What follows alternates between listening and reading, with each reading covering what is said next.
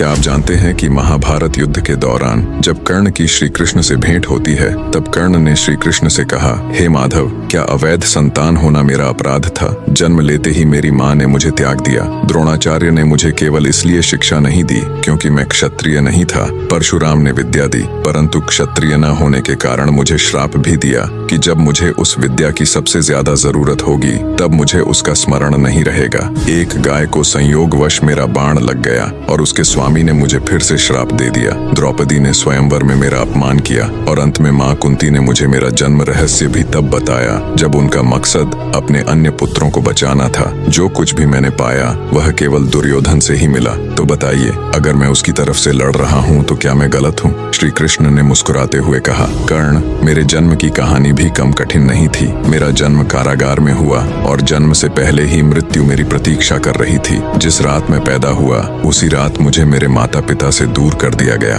तुम्हारा बचपन शस्त्रों और युद्ध की कला सीखते बीता, परंतु मैंने अपना बचपन गौशाला में गोबर के बीच बिताया। मैं खड़ा भी नहीं हो पाया था कि मुझ पर प्राणघातक हमले होने लगे। तुम्हारे गुरु तुम्हारे पराक्रम की प्रशंसा करते थे, लेकिन मुझे तो ताने मिले कि मैं दूसरों की समस्याओं का कारण हूँ। तुमने अपनी पसंद से विवाह किया, जबकि मुझे मेरी प्रेमिका भी नहीं मिली, और जिनसे विवाह हुआ वह केवल मेरे कर्तव्य के कारण हुआ। अपने लोगों को जरासंध से बचाने के लिए मुझे उन्हें समुद्र के किनारे बसाना पड़ा। मुझे रण छोड़ तक कहा गया, अगर दुर्योधन जीतता है तो तुम्हारा नाम होगा, और अगर धर्मराज युधिष्ठिर जीतते हैं तो मुझे दोषी ठहराया जाएगा। कृष्ण ने गहरी सांस लेते हुए कहा, कर्ण, यह मत समझो कि सिर्फ तुम्हारे साथ अन्याय हुआ है। हर किसी की जिंदगी में संघर्ष होता है, चुनौती होती है। दुर्योधन ने अन्याय सहा है, पर युधिष्ठिर ने भी कम नहीं सहा। याद रखो, जिंदगी कभी भी किसी के साथ न्याय नहीं करती, लेकिन सही और गलत का चुनाव तुम्हारे हाथ में है। यही महाभारत का सार है, संघर्ष, कर्तव्य और धर्म का चुनाव।